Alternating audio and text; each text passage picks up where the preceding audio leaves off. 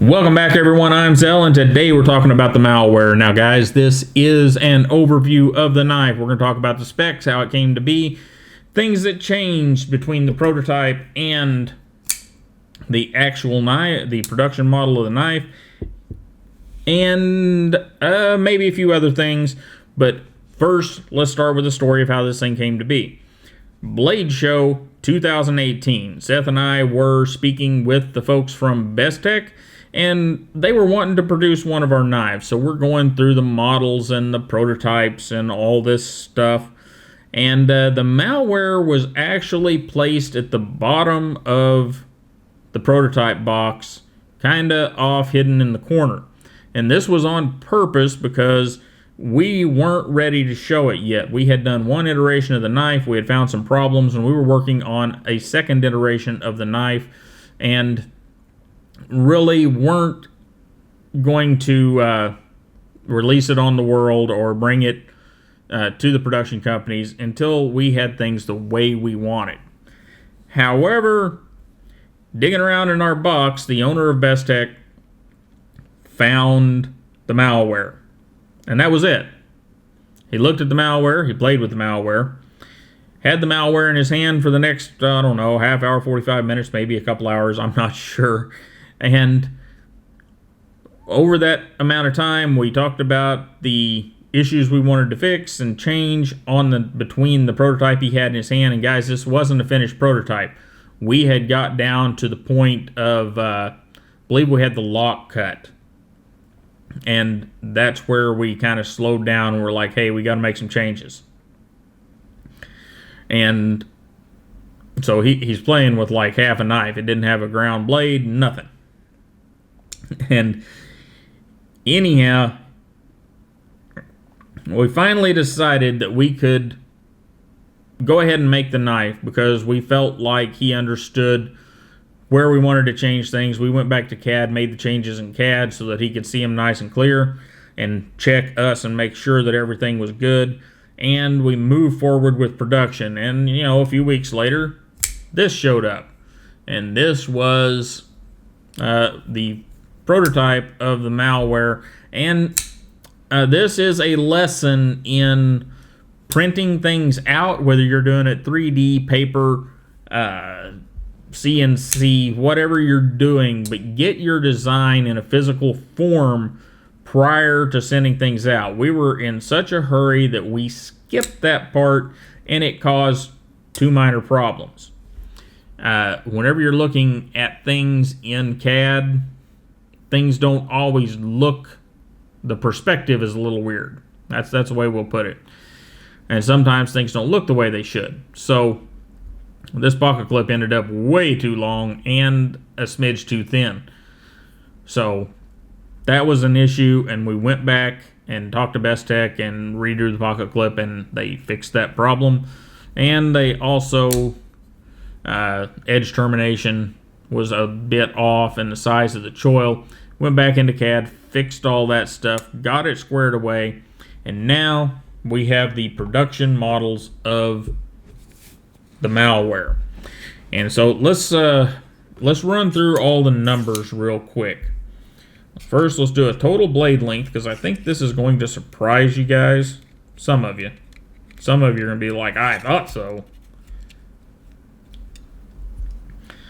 3.85. So that's about a 3.9 inch blade in this guy. We'll get a cutting edge measurement, approximate. And that's going to be about 3.7. So this is not a big knife by any means, but it is a long knife. 3.9 inch blade approximately, and makes it a long, small knife. I know, weird to say together, but that was the intent of the knife to begin with. So let's get a couple of the other measurements. We're right at ½ an inch thick. And this one everybody always wants. And if you can't get your big old paws on that, we got problems. Or you need to be getting some massive something else, because we got nearly 4.3 on the handle. You know, I've got medium large hands, and whenever I've got the knife in my hand properly, I've got a lot of handle sticking out. And we'll talk about that, what I said properly, here in just a minute. So, any other measurements we need to get? Blade stock thickness. Yeah, we should probably get that. We're looking at 150 thousandths. Somebody's going to want this stupid measurement. And guys, I really hate this measurement. It either works or it don't. But, you know, there's your measurement on this knife. On this one knife, it is 15 thousandths. We'll do another one, and I bet we get something different. Yes, 17 thousandths. So, less than 20 thousandths looks to be the norm for the production ones. So, very thin behind the edge and very pokey and stabby. And let's look at some of the details, because that's one of the things we were very happy with Bestech about, were details. Check this out. I can get our camera to focus. See that little shine down in those 3 little holes on the chamfer? See how that just reflects some light? We requested that they do that, and they said, okay. And here's why I was surprised that they said okay, because that is a last step process. They do everything else to the handle, and then at the very end they have to come back in and do that. So there's some cost involved there that wouldn't normally, that most knife companies would blow off and say no to. Not Bestech. They wanted to get it right, and they wanted it to look as cool as possible, and they did it. Getting the logo on the pivot, we requested that. They did it. Lasered it right on there, and it came out really cool because they have their logo on the blade pretty much in line with it. So, really like that. Other details. The back spacer is fully fleshed completely, right down to, see those little bitty cuts right there? I don't know if we can see them in the camera very well, but those little bitty cuts right there. And I'm really surprised that they fully fleshed everything the way we had it in the drawing. But that is beautiful. Everything. Dealing with Bestech has been a very enjoyable experience. They are great people and really want to work with the designer to get exactly their vision. So, we'll look at one thing that wasn't exactly our vision, but because of the size of the knife in certain places, it's something Bestech wanted to do to keep things consistent. So, you know, we'll have to deal with it. T6, button head, screws. But they're pretty good. I'm not going to complain about them. I don't have the long driver over here. There's a little wiggle in them, but it's not awful, and they're somewhat deep. And there's going to be some inconsistency in those style of screws, as we know. But overall, I don't think they did too bad. Now, the pivot is a T8. I think I do have the long T8 over here. Yes, I do. And they did good on the pivot. Not a problem there. It is a stainless pivot as well. Partially to facilitate having a round pivot to get our logo on. But, wow. So, use case scenarios for this knife. Why are we even talking about that? We don't ever talk about use case scenarios. Well, we're going to this time.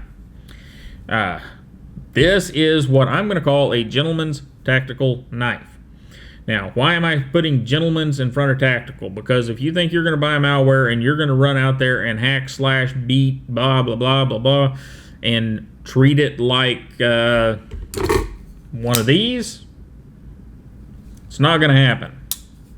It's not designed for it.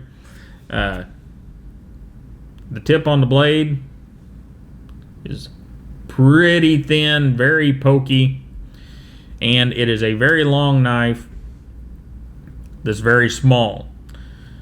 That means there's not a lot of mass here. We looked at that, 3.66 ounces, and the titanium or the carbon fiber version will probably roll in right around 3 ounces or maybe under. So it is not your hack and slash and beat and everything else knife. It is definitely a gentleman's tactical. And speaking of that, ergonomics and handling. Another thing that was really surprising to me whenever we actually got this thing fleshed out and in hand, because the original drawing we did because, hey, it was cool. And then we actually got them in hand and started using them. What I found is I like the knife a lot for everyday use. Now, I already like a Wharncliffe-ish blade. And just so you guys know, let me get this up here, it is not a full Wharncliffe. Somebody is going to send me an email going, my God, did you see what they did to your blade? No, that's right. That's the way it's supposed to be. It does have a little kick up at the end of the knife. But the little Wharncliffe blade has been a pleasure to use, and I've enjoyed it a lot. I really thought that this was going to be that knife that you carried for fun, and that's really what it was designed for. But overall, it has turned out, this black one, since it has arrived, I've carried it pretty much every day. I have stuck other knives in other pockets, but this one has always been with me. And let's get a look at the black one, because some of our stuff here is a little more dramatic on the black, and it's one of those things I just love the stealth that we're doing. And there may be some bronze down in there. Maybe you guys tell me. My eyes play tricks on me. But I just feel like I see some bronze down in there on the edges and stuff. But did a really good job talking about how to get the knife open. Somebody is going to say, hey, look at that little bitty flipper tab. Works every blasted time.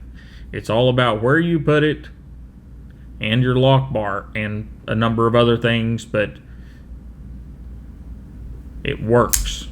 Now, you do have to light switch it. You're not going to push button it because of where it's at. That's on purpose. And what else? Oh, yeah, check that out. Now, it is set up to flip, so if you're going to roll it open with the blade hole, what I've been doing is pinch.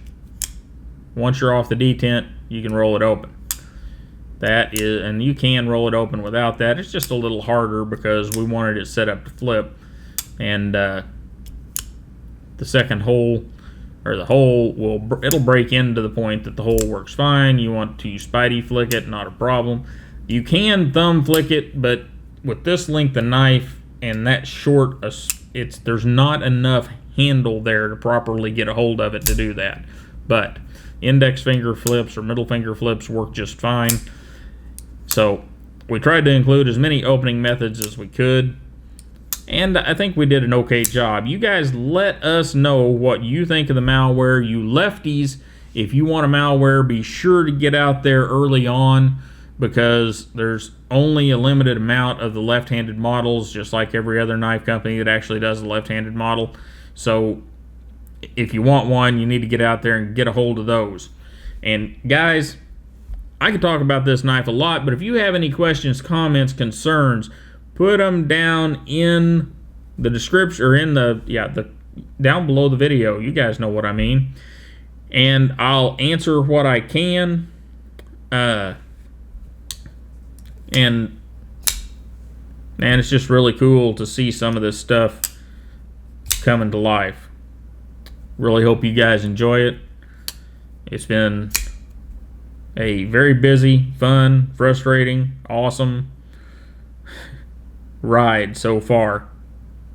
You guys have a wonderful day. Don't forget to like, share, and subscribe. These knives should be showing up at your dealer sometime very soon if they're not already there. And I do not have pricing on them, so for the 6 dozen of you that are going to get mad about me not having pricing, that's just the way it is. I don't have exact pricing. And you guys have a wonderful day, and I'll see you next time.